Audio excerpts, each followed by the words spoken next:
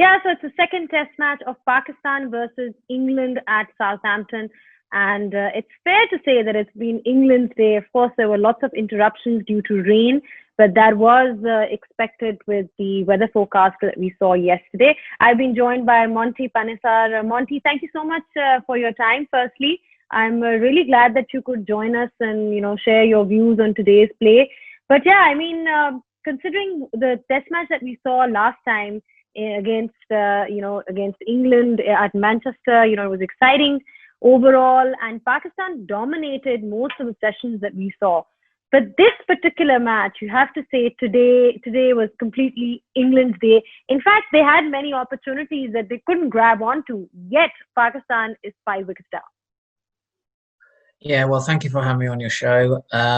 Firstly, I would say that Azhar Ali made the wrong decision to bat first.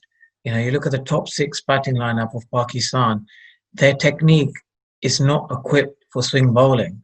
And Pakistan always do much better once they know what the target is in the first innings. Now, if you ask Pakistan to, set 400, they're going to find it very difficult unless it's in the UAE or Pakistan. Their technique is suited for conditions for the ball not to swing. So I thought Azhar Ali made completely the wrong decision to bat first. But would you say, looking at that particular pitch, everybody was talking about how it's going to be dry later on and there's not much grass. Do you think, keeping that in context, do you think it was the right decision, or do you still think it was the wrong decision? Yeah, I think it's a wrong decision because I think this Pakistan team, you can see that when their technique against the swinging ball. Now, if they don't know, how to combat the swinging delivery, then the whole 6 are vulnerable to that, and that's what they showed today. So if they were, like with overcast conditions as well, today rain later on, I just don't understand what Azhar Ali was thinking. I think, again, this week is all about Azhar Ali. This is about his decision making and what decisions he's making at the moment during the test match. And I think today, again, he's made a poor decision. But speaking of, poor decisions, another thing that's being discussed in the circuit is, of course, Azhar Ali's own form. I mean, he's been struggling to get some runs. We saw that in the previous test match as well. And it was very important for Pakistan for the captain to sort of lead from the front. But he seems to be, having technical issues, Monty, and he's really not, even though, he made those 20 odd runs, but it seemed like he was really struggling out there. Yeah, he was struggling. He's always struggled on English conditions. When the last tour he played at came here, he was still getting out LBW. His head was falling over. And the thing is, if you look at it from a technical perspective, he plants his foot on off stump. When the ball, he plays the line of the ball. So once he's planted his foot on off stump, if it swings, he's in trouble. If that now swings in, he's going to get LB. And that's what these the English bowlers are doing. They're setting him up for an LBW decision or a snick because he just keeps planting his foot on off stump and then he doesn't adjust from there. So once it's planted and the ball's moving, he's in trouble. England, of course, Ben Stokes is not playing, but, the way they've bowled, they created some chances for themselves. They had a few dropped catches, actually, and we saw that in the previous test match with Joss Butler, having a poor run behind the stumps. He made up for it with his batting, of course, but generally, there's a lot of talk about that placement of the fielders in the slips, whether they should be a bit spaced out, or whether they should be if they're in the right position. What's your take on it? Well, I think for me, it's this is a young, inexperienced, batting lineup, and they're in the slips as well. So they will gain confidence, what position they should be in. But I believe that that they can afford to drop a few catches and they'll still bowl out Pakistan under 250 because you look at Khalid Alam, who, the number 6 batsman. He averages 55 in domestic cricket in Pakistan. So he's 9 years, he hasn't played first-class cricket. So he's in, typical bracket of like Mike Hussey, scored lots of first-class runs. and suddenly his game has to be organized. That's the reason that's the reason Pakistan picked him. If Pakistan are in trouble, some of the informed batsmen, he gets out as well. Fourth ball, LBW. Ball swings a bit, wraps him around the pad. Now, if that's your best batsman in your domestic structure in Pakistan, then that's something that needs to be looked at. Because when you're playing, games away from Pakistan, in UAE, well, I assume everything cricket is back in Pakistan now.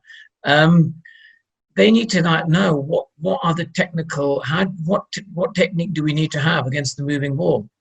You can't bat like you're in Dubai or Sharjah in Southampton, and that's what they're doing. And I thought Azhar Ali should have protected his batsman. He knew his batsmen weren't in great form. He's not in good form, and he knows there was a bit of rain around today. He should have bowled first. Mm. I mean, we've seen that in 2018 when Pakistan won at Lord's, it was actually, they didn't win the toss and they were bowling first. And that's in the end, I think they had about 60 odd runs in the fourth innings that they were chasing. And of course, their bowling is their strength. When you look at that lineup that you've got Abbas, you've got Shaheen Shah, Afridi, Naseem Shah, and then the spinner Yasir Shah. But you need to have runs on the board. Looking at the current situation, they've still got Babar Azam, who's at the crease, supposedly, their number one batsman. And then Rizwan, he didn't really do well with the bat in the previous game, but he did do well behind the stumps. And that's why, he's going to be given another run, because earlier we had Sarfraz. So, what does Pakistan need to do now? Of course, hang their bat around somehow.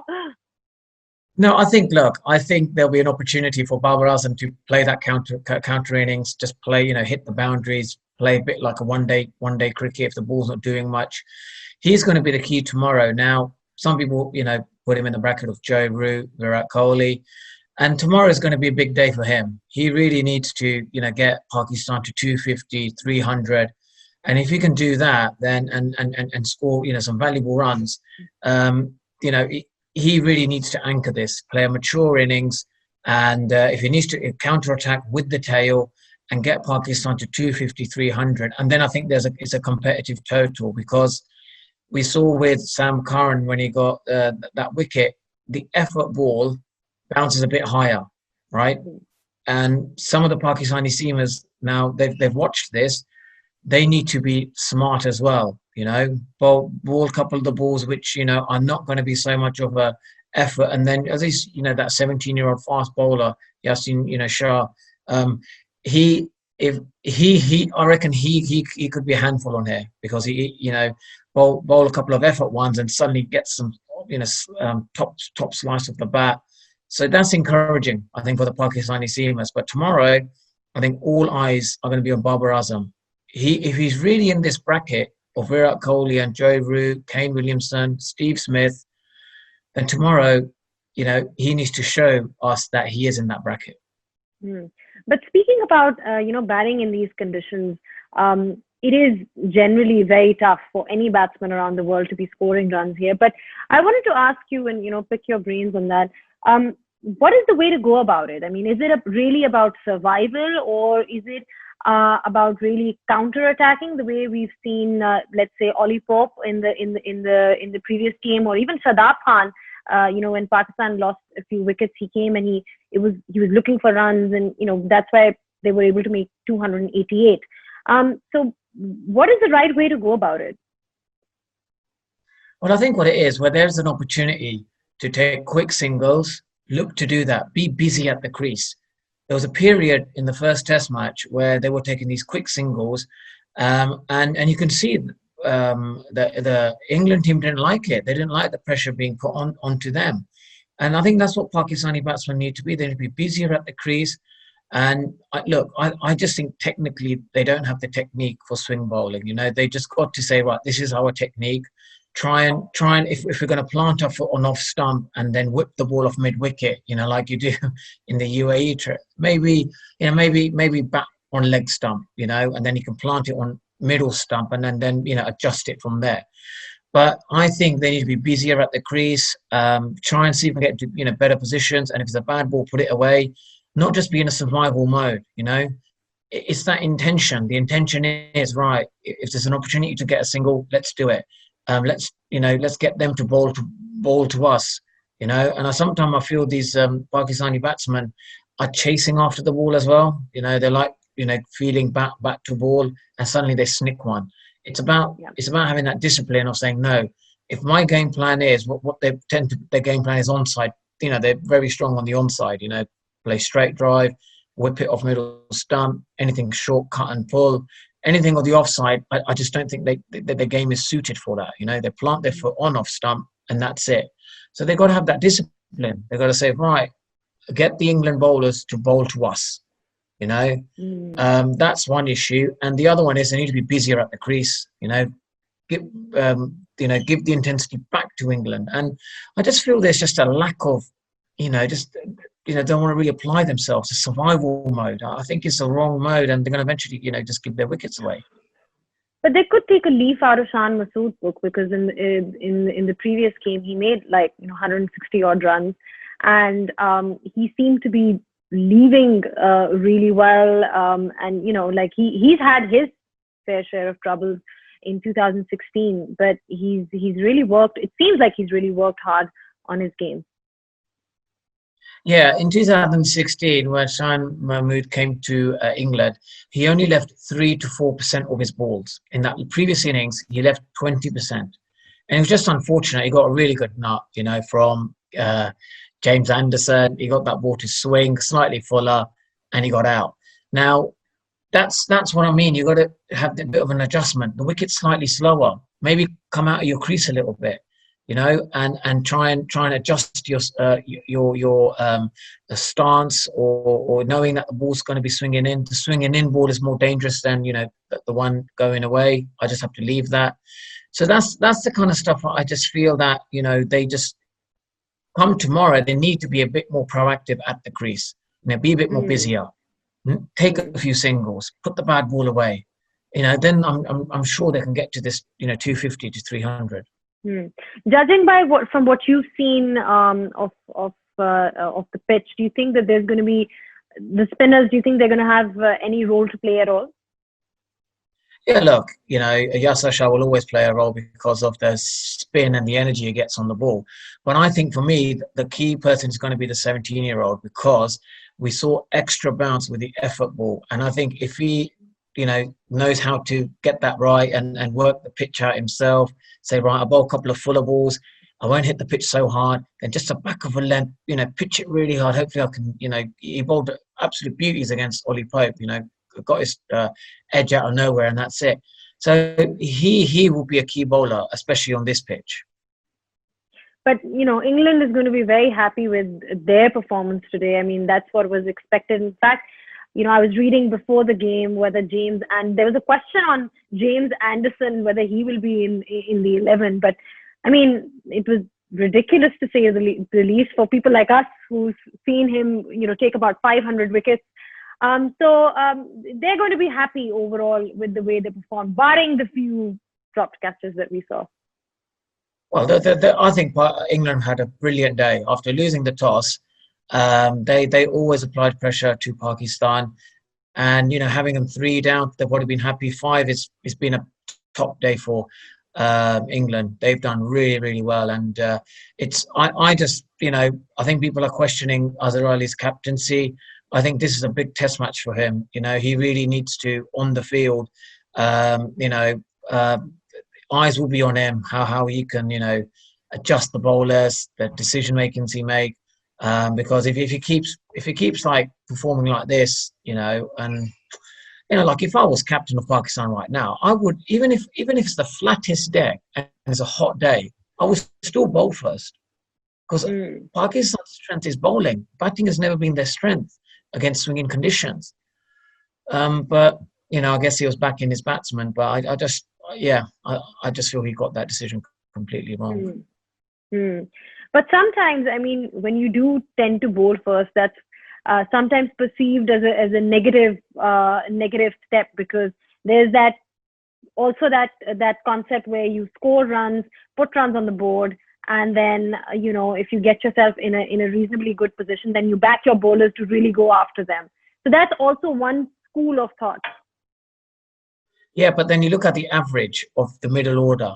Azhar Ali averages 42. There's another one at 38, right? And they played over 70, 80 test matches. And you look at the technique, it's not their fault. They've played cricket for so many years.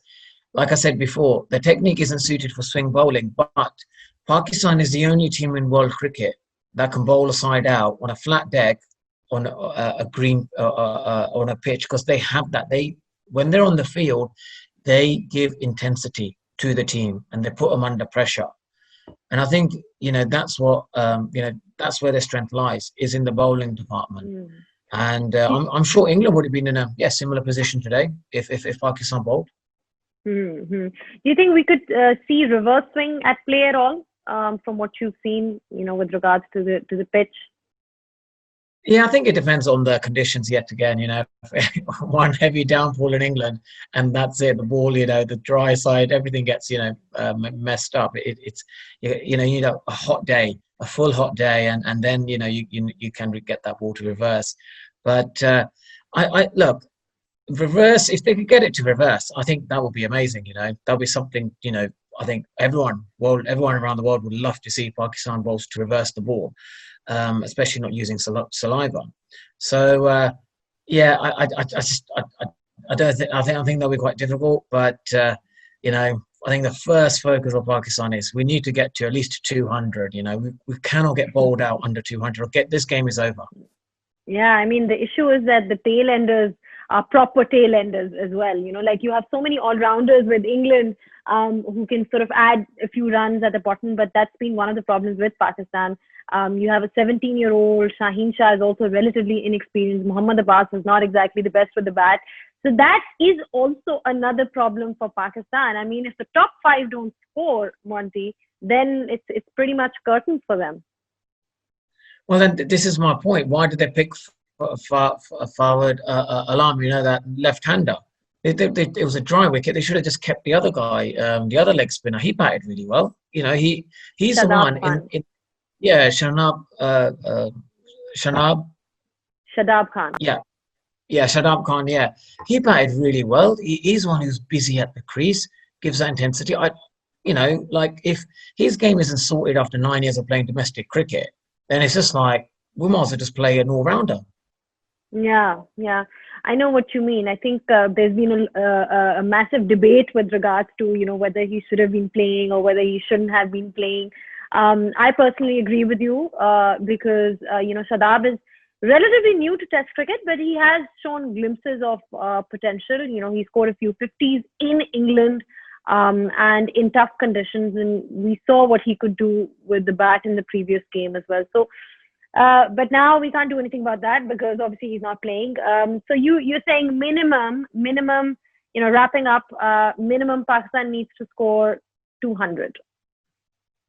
Yeah, if they need to get to 200, and I think we need to see like the best of Babar Azam tomorrow. There's potential that everyone talks about. Shahid Afridi mentioned that if he's in the bracket of Virat Kohli, Joe Root, then tomorrow, get us a 50, get us 100. If he scores, he could score a match-winning 100 tomorrow, and then suddenly me and you tomorrow, same time tomorrow, we could have a completely different scenario. We could be thinking, well, Babar Azam definitely is in that bracket of the other great batsmen in world cricket. Is the weather forecast looking any good for tomorrow? Because we had a bit of rain as well. British summer, so to speak. Yeah, I think there is a bit of rain around tomorrow as well. So look, and that's again, looking at the forecast, I think the next few days there is a bit of rain. It just, that again puts Azhar Ali's decision, doesn't it? You kind of think, why did you choose to bat first? Did you really think that against the likes of Jimmy Anderson, Stuart Broad, you were able to, and Chris Stokes has been bowling really well, get to like 200, get to at least 300, 350. If you're going to look to bat first, you need to get to about 350 at least. And, I just think this Pakistan team is better when they know what the first innings total is. You could have the flattest pitch in the world. They are better once they know what the target is. and then they set the intensity. I don't think they're a team that can, you know, impose the target and say, right, well, let us set the first innings score. Unless it's UAE, you know, Pakistan pitches where they're flat and they know how to do that. But away from, you know, UAE, Pakistan, they should always look to bowl first. That's an interesting opinion, but Monty, let's hope we get an exciting days of play tomorrow. Let's hope that we get some play tomorrow because you know, we had a few rain interruptions. But thank you so much for your thoughts. And you know, obviously, I'll tune in again with you tomorrow to see what Babar Azam has done or where Pakistan is standing at the end of tomorrow's game. But yeah, thank you once again for your time.